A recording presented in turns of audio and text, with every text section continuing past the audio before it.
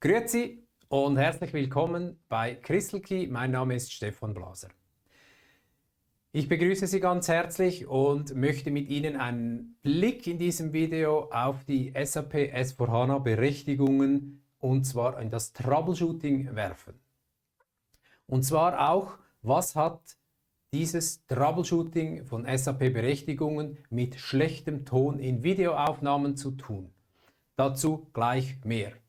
Wenn Sie verantwortlich sind für SAP-Berechtigungen, werden Sie oder Ihre Kollegen oder Mitarbeiter früher oder später mit Berechtigungsproblemen aller Art konfrontiert werden. Zum Beispiel eine SAP Fiori ist zwar auf dem Fiori Launchpad ersichtlich, ist da, aber sie lässt sich nicht starten oder nur mit einer Fehlermeldung. Oder eine App startet zwar, sie funktioniert bis zu einem gewissen Punkt und dann dreht sie vor sich hin, wirft eine Fehlermeldung oder im schlimmsten Fall verabschiedet sie sich einfach mit einem Dump oder ohne irgendwelche sonstigen Meldungen. Oder auch, es fehlt tatsächlich SAP Fiori App fehlt oder eine Transaktion fehlt oder irgendwelche Applikationen, die Sie oder die Benutzer erwarten würden. Das sind alles Dinge, die Sie sicher aus dem Alltag kennen. Nun, was hat das zu tun mit schlechtem Ton in Videoaufnahmen? Wer meine Videos, die einigen letzten Videos gesehen hat, der hat bemerkt, leider, dass mit dem Ton einfach irgendetwas nicht stimmt. Mit meiner Stimme, mit der Tonlage und so weiter, da ist irgendetwas, war da nicht in Ordnung. Und ich kann Ihnen sagen, ich bin seit Wochen damit beschäftigt, herauszufinden, was das Problem ist. Nun, ich habe überall versucht, am Mikrofon selber verschiedene Mikrofone ausgetauscht, neue Funkstrecken besorgt von Sennheiser, die Einstellungen durchgearbeitet im Audiomischpult, im Videomischpult, in der Aufnahmesoftware etc. etc. etc. Und ich habe die richtige Stelle nicht gefunden. Und nach langem Suchen diese Woche habe ich den Fehler gefunden, dank einem Video von Adrian Metzger von fullfilm.de, ihm sei Dank dafür. Und zwar eine einzige kleine Einstellung im Audiomischpult, das diesen von mir aus gesehen fürchterlichen Ton verursacht hat. Was war das Problem? Ich hatte zu wenig Wissen, wo ich genau suchen soll. Ich hatte keine Systematik oder nicht die Systematik, wie vielleicht ein Videomaker da dran gehen würde. Und so habe ich gesucht und einfach das Problem nicht gefunden. Und genau um das geht es jetzt. Ich möchte nämlich Ihnen zeigen, wie man systematisch an diese Probleme rangehen kann. Und dafür habe ich eine Übersicht erarbeitet, die ich Ihnen auch schenke zum Download. Das können Sie downloaden, vielleicht hilft es Ihnen. Und zwar das S/4HANA Berechtigungs-Troubleshooting Übersichtsblatt. Also, legen wir los. Die Probleme und Fehler im SAP Berechtigungen sind genauso vielfältig wie die Geschäftsprozesse, die Sie ja schützen sollen, diese Berechtigungen. Sie gleichen oft einem Minenfeld. Oh ja. Und kleine Fehler haben oft sehr weitreichende Folgen, das wissen wir alle. Die Herausforderung besteht darin, dass wir ein flexibles, aber klar reguliertes Berechtigungskonzept haben, das trotzdem die notwendige Flexibilität hat, sich wie ein Chamäleon den Geschäftsprozessen und Anforderungen anzupassen, aber ohne dann inkonsistent zu werden oder viele Fehler aufzuweisen. Es muss funktionieren wie ein Schweizer Uhrwerk. Präzise, effizient und zuverlässig. Um sicherzustellen, dass tatsächlich jeder Benutzer die Berechtigungen hat, die er auch haben soll und die er für seine Aufgaben benötigt. Und das alles möglichst fehlerfrei. Aber das fehlerfrei geht in der Praxis nicht. Wir werden immer aufgrund von Upgrades, Patches, Komponentenversionen, Aktivierungen im Switch-Framework, Aktivierungen von Fioris, also von Services etc., Customizing-Einstellungen und so weiter, Sie kennen das, werden wir immer ab und zu Fehler haben in den Berechtigungen. Um diese unvermeidbaren Situationen zu meistern, habe ich eine Übersicht geschaffen, die uns hilft, den Überblick zu behalten oder zu sehen, wo habe ich vielleicht etwas vergessen. Ich habe nicht den Anspruch, dass diese Übersicht fehlerfrei ist oder perfekt ist oder was auch immer, sondern sie ist aus der Praxis entstanden, und wenn jemand hier Ergänzungen oder Verbesserungsvorschläge hat, dann sind die sehr, sehr willkommen. Ich möchte Ihnen einfach genauso wie unser Berechtigungspaket im Sinne von Best Practice etwas mitgeben, etwas an die Hand geben, das Ihnen hoffentlich hilft.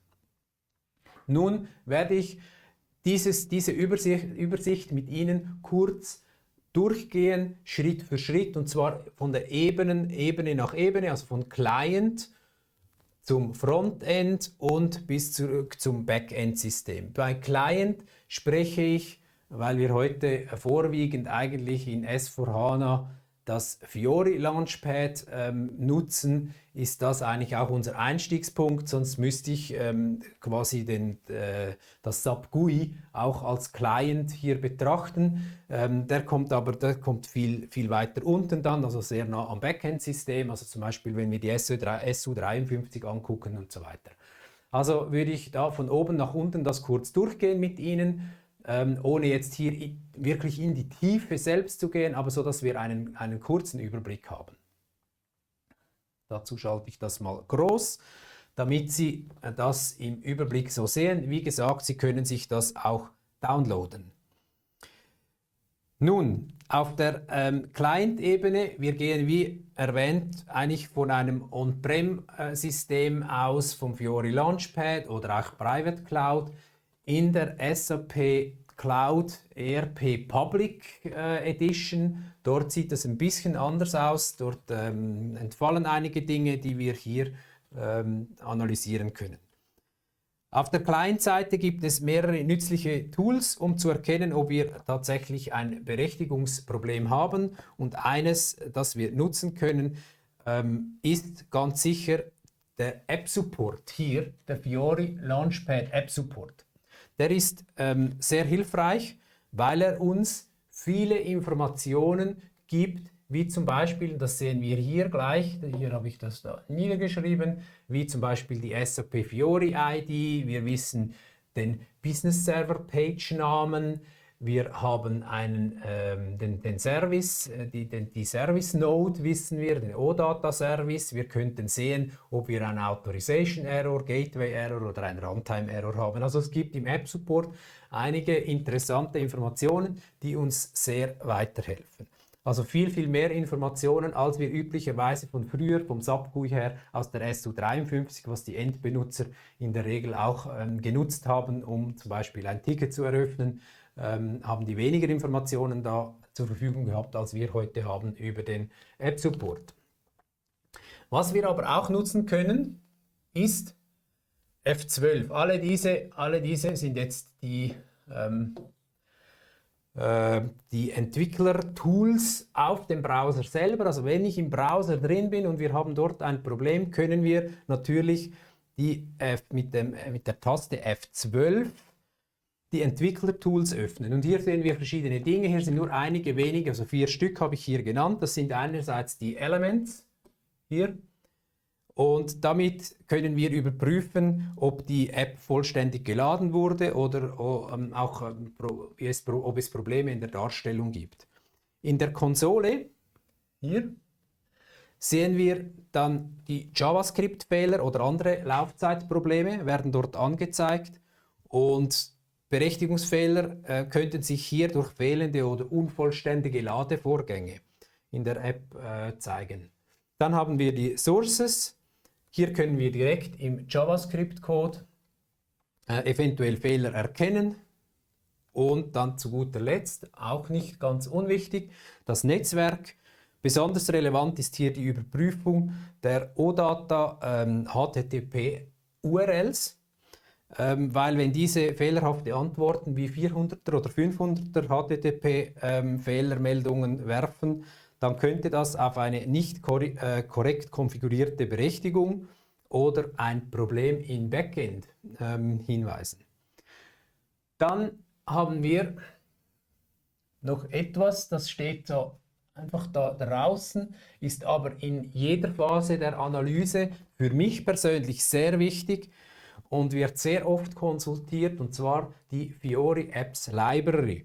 Und in der Fiori Apps Library, dort stehen die Voraussetzungen drin, damit eine Fiori App überhaupt funktioniert. Es stehen drin, wie die Installation vorgenommen werden muss, welche Komponentenstände erwartet werden und wie auch konfiguriert, also wie die Services konfiguriert sind, wo diese in welchen Katalogen, also in welchen technischen Katalogen und auch Business-Katalogen die eingehängt sind und so weiter. Also es gibt also alle Informationen über eine App finden wir in der Fiori Apps Library. Ich persönlich konsultiere die sehr, sehr oft.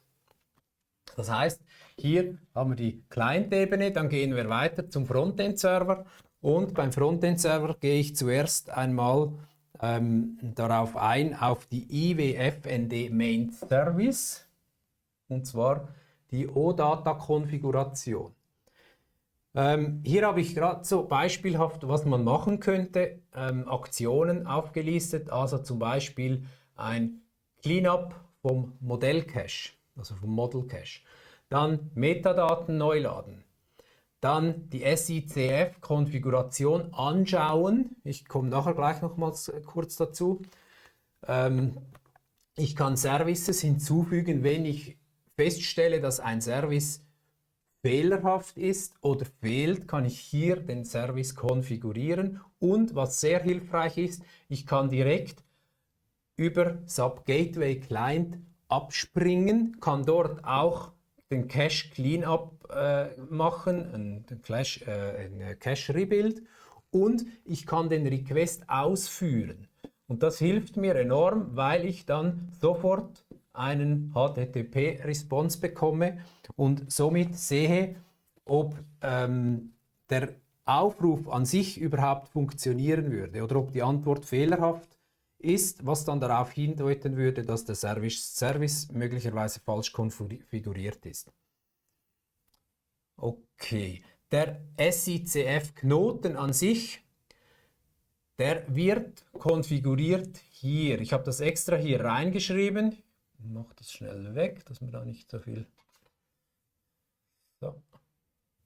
Und zwar hier den SICF-Service, der wird selber konfiguriert, also der wird aktiviert über die Main Service, wenn ich den OData Service hinzufüge und konfiguriere, pflege, dann wird auch der SICF aktiviert, und wenn das nicht der Fall ist, kann ich explizit den aus der Main Service raus deaktivieren und nochmals aktivieren. Aber ich kann in der SICF natürlich das überprüfen. Das ist, das ist sehr hilfreich. Das heißt, ich muss nicht in der SICF selbst den Service aktivieren gehen, so standalone quasi. Das mache ich nicht. Was ich von der Main Service aus auch machen kann, ich kann die Service-Implementierung, also die Methodenimplementierung direkt anschauen und aufrufen und schauen, ob da aus der Implementierung selber Fehler auftreten oder unzureichende Berechtigungen für die Datenlieferung verantwortlich sind. Und ich kann auch die RFC-Verbindung SM59 kontrollieren von dieser Stelle aus, weil es sollte ja sichergestellt sein, dass die Verbindung zwischen dem Frontend und dem Backend korrekt konfiguriert ist. So, okay. Dann ganz wichtig, hier das Error-Log, also das OData-Log, ist sehr hilfreich, um die Probleme bei der Datenübertragung zwischen dem Frontend und dem Backend herauszufinden, zu eruieren. Und hier erscheinen die Fehler im Zusammenhang mit den OData-Diensten, was sehr häufig auf unzureichende Berechtigung oder auch fehlerhafte Service-Konfiguration hinweist, was dann wieder bedeutet, dass ich eigentlich hier wieder nachschaue. So. Und selbstverständlich kann ich aus der Information, aber das ist normalerweise, ich sage jetzt mal eher dann für die sich auch in der Entwicklung auskennen, mit den technischen Konfigurationsdaten aus der Fiori Apps Library. Habe ich hier die technischen Konfigurationsdaten, dann kann ich natürlich hier in der SE80 die Business Server Pages angucken und dort kontrollieren. Dort gibt es auch verschiedene Punkte, die ich überprüfen kann, um herauszufinden, ob da was schiefgelaufen ist. Somit kommen wir eigentlich zur letzten, also hier können wir den Frontend-Server auch abhaken und kommen jetzt zum Backend-Server. Das ist so eigentlich ich sag mal, die letzte Ebene. Und zwar haben wir den guten alten SU53-Check, aber der ist schnell abgehakt, weil den verwende ich selber als Berechtigungsexperte nicht, sondern der wird mir höchstens zugespielt über ein Ticket oder vom Kunden oder Mitarbeiter, bei dem ein Fehler auftritt. Aber auf die SU53, das wissen wir alle, die wir vielleicht hier tiefer drin stecken, können wir uns in dem Sinn nicht verlassen, weil wir sehr viele False Positiv drin haben und wir eigentlich in der Regel viel mehr, ich möchte natürlich viel mehr sehen. Und deshalb hilft mir der ST-Out-Trace enorm dabei. Früher hatten wir nur den ST01, die ST01-Analyse, so auch den Berechtigungstrace in der ST01-Analyse.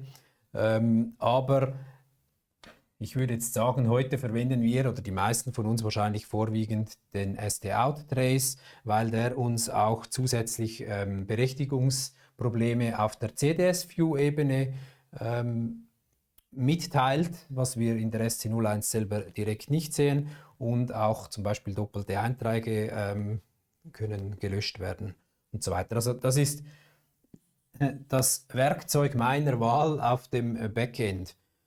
Dann haben wir, was auch wirklich ganz wichtig ist, und hier haben wir so ein Zusammenspiel in dieser Ecke, da sehen wir alles, was hier so quasi, was ich da jetzt in Klammern mache, also der Content Manager, der /UI2/FLP, also Fiori Launchpad CM Content Manager Underline Cast, in dem ich sehe, in welchen Katalogen sind welche Fioris drin und welche Teilen Targets sind drin, wie sind die konfiguriert, ich kann die Verwendungsnachweise dort drin sehen, und das wiederum kommt aus der STC01, aus der Content Activation, also was ich dort aktiviert habe.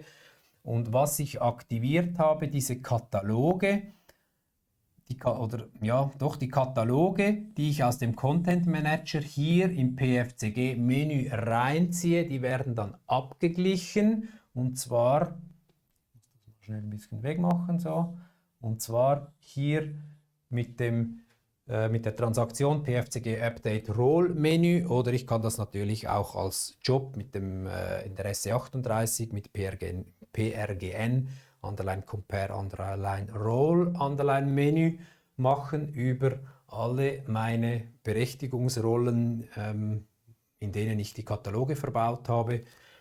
Und zu guter Letzt, was ich selbstverständlich auch brauche, sonst nützt das alles nicht, ein Profil, ein generiertes Profil, das auch konsistent ist, und den Abgleich mit den Usern. Also ohne das geht auch nichts, das ist aber eigentlich genau wie früher, genau gleich, da hat sich nicht viel geändert.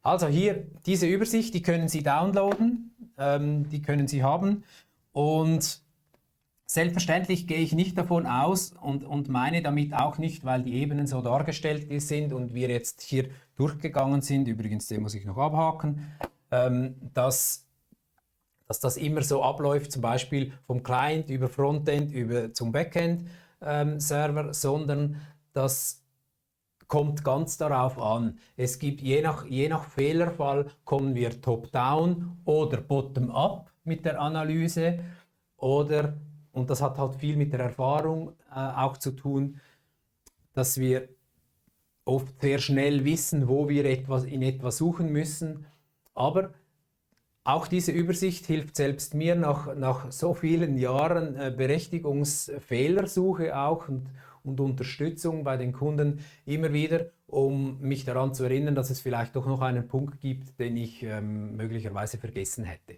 Also diese Übersicht soll einfach helfen, damit wir, wenn es mal nicht weitergeht, vielleicht eine Hilfestellung haben, um die Fehler besser eingrenzen zu können. Ich hoffe, ich konnte Ihnen einen kleinen Impuls geben und vielleicht eine Hilfestellung zum Berechtigungs-Troubleshooting, wenn Sie selber Experte sind und Verbesserungsvorschläge haben zu dieser Übersicht. Die sind sehr, sehr willkommen, oder auch wenn Sie mit etwas nicht einverstanden sind, sagen Sie mir bitte. Ich kann immer dazu lernen und ich freue mich auch, wenn ich Feedback bekomme und dadurch auch wir uns verbessern können. Das PDF ist, wie gesagt, verfügbar. Das können Sie hier unten downloaden. Das steht bereit für Sie, kostenlos. Sie können das so weiter verwenden für sich und ich hoffe, es hilft Ihnen ein bisschen. Wenn es weitere Fragen gibt oder auch Feedback oder Wünsche zu zukünftigen Themen, dann lassen Sie mich das bitte wissen, hier in den Kommentaren beim Video oder auf LinkedIn oder direkt an mich über die Webseite, was auch immer Sie möchten. Ich freue mich auf jeden Fall, dass Sie dabei waren. Ich danke Ihnen vielmals, dass Sie da waren und ich wünsche Ihnen alles Gute und freue mich aufs Wiedersehen im nächsten Video. Auf Wiedersehen.